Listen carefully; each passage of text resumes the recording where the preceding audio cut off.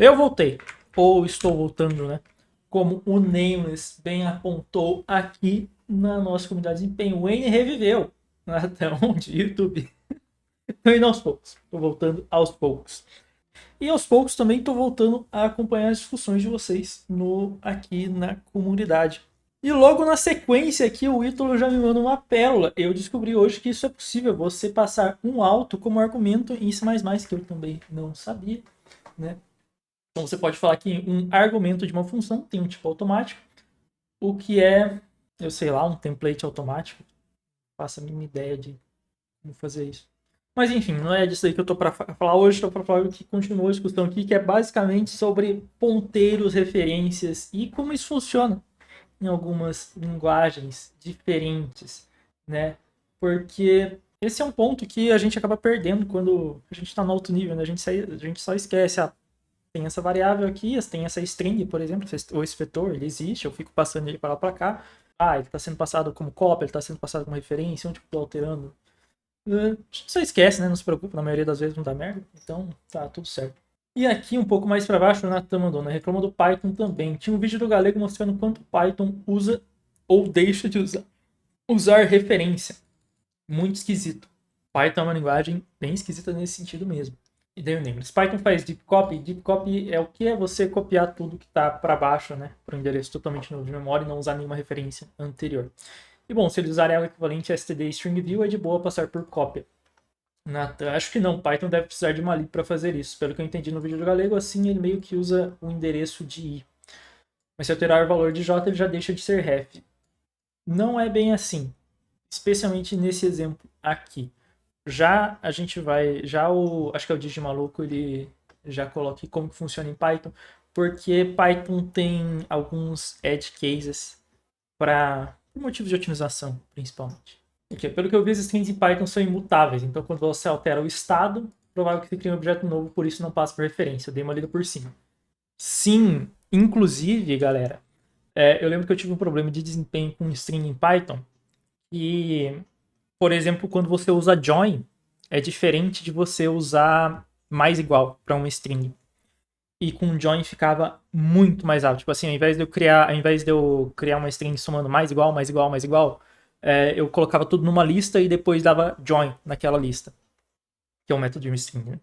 E era muito mais rápido que ficar fazendo mais igual, porque basicamente por causa disso daqui. Chuto eu. Eu não vou falar como funcionava por baixo dos panos, mas eu lembro que ficava, tipo assim, ordem de magnitude mais rápido. E esse tipo de coisa que é um saco, né? A gente descobrir o que é, mas quando descobre, pelo menos está resolvido. E é isso. E aqui, anotar agora faz mais sentido.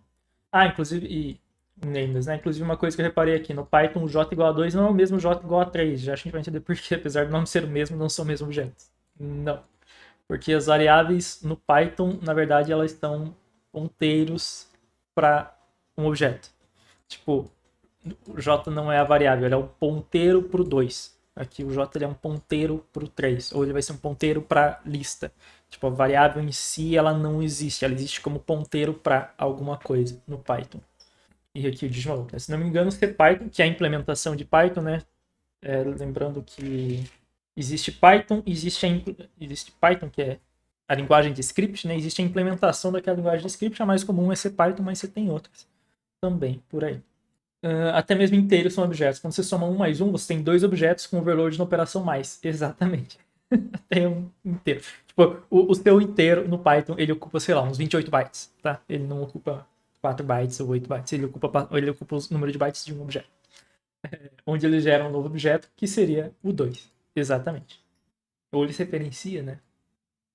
Enfim, ele gera um novo objeto, né? E aponta para esse objeto agora. E aqui, ó, e aí o que acontece é que CPython tem um cache dos números de menos 5 a 256. Isso daqui é verdade para motivos de otimização. Já eu falo um pouco mais disso daqui. Para não precisar alocar um novo objeto. Porque o que acontece? Vamos supor que o Python, né, ele funciona com um coletor de lixo de reference counting. Então você conta quantas vezes aquele objeto ele é referenciado. Então, esse objeto ele é referenciado uma vez.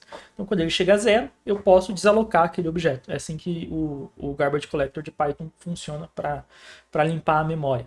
E para eu não ficar alocando e desalocando esses objetos, né, que geralmente são quase sempre utilizados, no caso aqui menos 5 a 256, é muito comum utilizar esses números, eu só vou lá e deixo eles como o que a gente chama de objetos imutáveis. Eu não vou lembrar um nome como que é em Python, mas se eu não me engano é objetos imutáveis ou objetos imortais, é alguma coisa assim.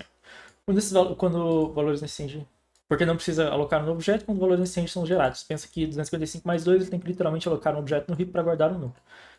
E aqui, né? Todo int em Python, em CPython é um big int, enquanto o float é um double do C. Por isso o float do CPython pode ser mais eficiente que o int do CPython. Isso aqui eu não sabia.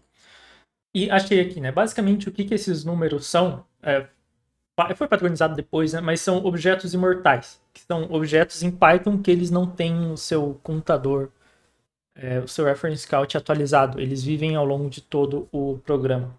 E alguns exemplos são os números, né, de menos 5 a 256, false e true também são immortals, known são immortals, é um immortal, eu não lembro demais de cabeça. E daí o que acontece? Isso foi feito.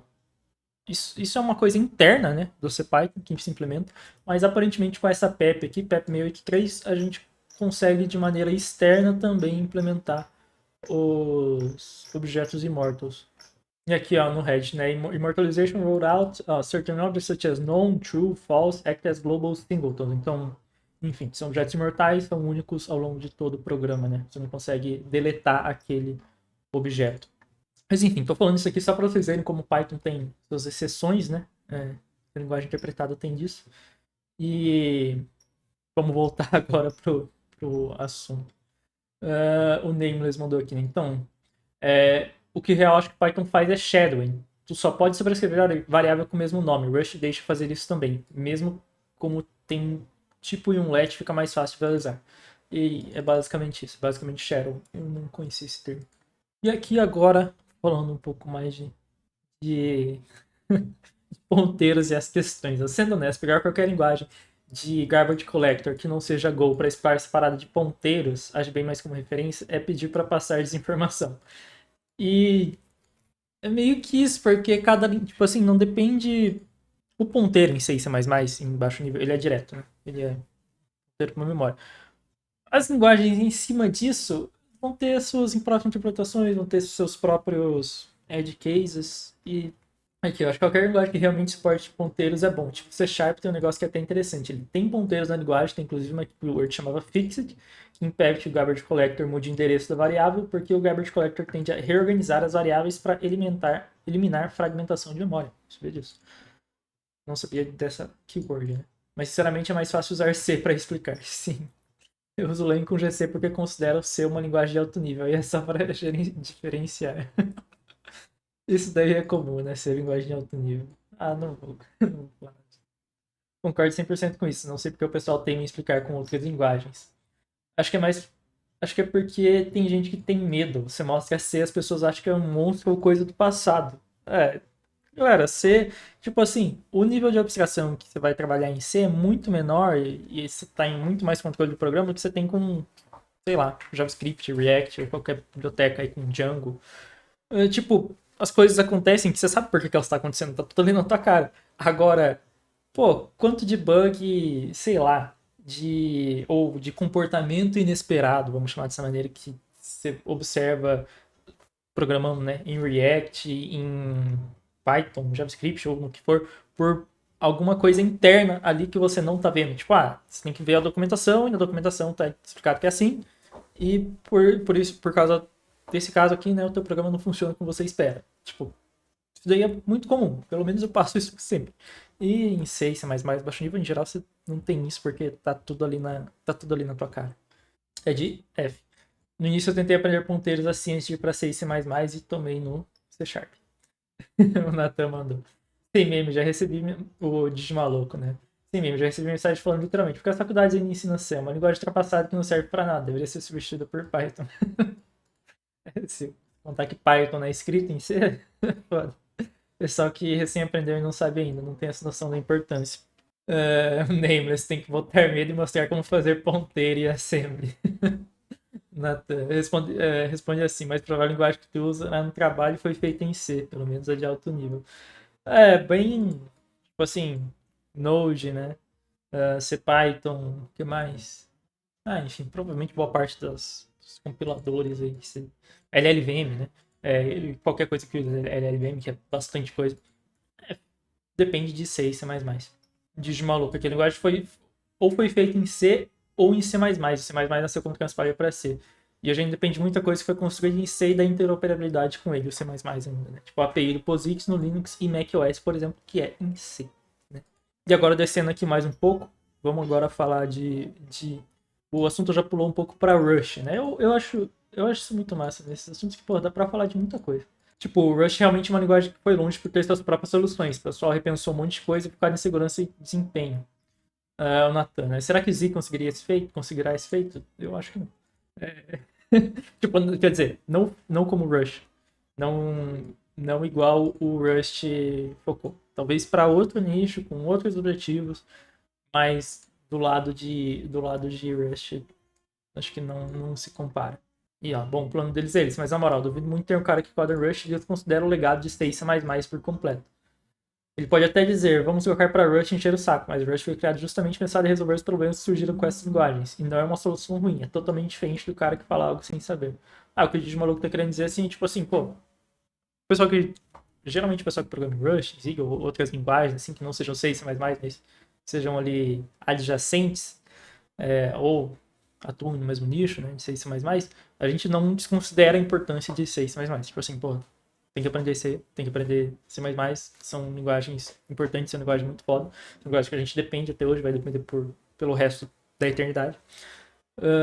Mas a gente é capaz de fazer, pelo menos a minha visão, a gente é capaz de fazer melhor que C e C++, de superar alguns dos problemas que a gente encontra em outras linguagens, que foi o que o Rust fez. Basicamente é o que o Zig está tentando fazer também, tentando superar outros problemas, né? Aqui o GM, entendo.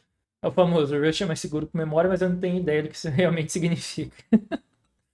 Enfim, claro, isso que é muito engraçado. Eu acho que todo mundo deveria aprender errando, pelo menos. Tipo, vai lá e erra em C, depois vai pro Rush e vê se atende motivos das coisas. Isso aqui é muito verdade.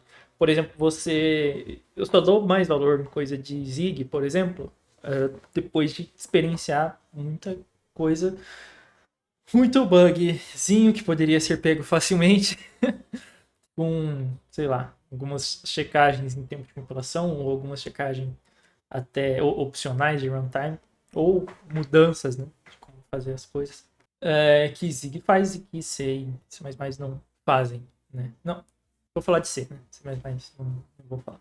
E tem muito maluco desse. Inclusive, tipo, sei lá, se eu vou decodificar um arquivo binário e fazer um programa só para me usar, é muito mais fácil rodar em C e acessar tudo direto sem o borrow checker ao lado. E se der bug, debugar mesmo. Então acaba aprendendo mais no processo. Aprendam errando. Aprender errando é bom demais. Concordo 100%. E, sinceramente, passei até um tempo meio puto com esse pessoal do Rush por causa disso, mas hoje em dia eu nem ligo mais, principalmente esses youtubers. E, enfim, aqui vejam lá no Discord depois, mas já vai partir para o Camel, para coisa de funcional, para muita coisa que, enfim, a discussão só abaixa o nível, né? Toda vez só abaixa cada vez mais o nível. E, enfim, tá aí minha opinião, tá aí a discussão do pessoal desses assuntos, né? Que, enfim, nada melhor do que discutir ponteiros numa noite qualquer. Algo extremamente empolgante. E mandem a opinião de vocês também. Mandem aí se eu falei pouca merda, se eu falei muita merda. Se vocês concordam ou discordam. E também qual foi o pior bug de ponteiro que vocês já tiveram por aí.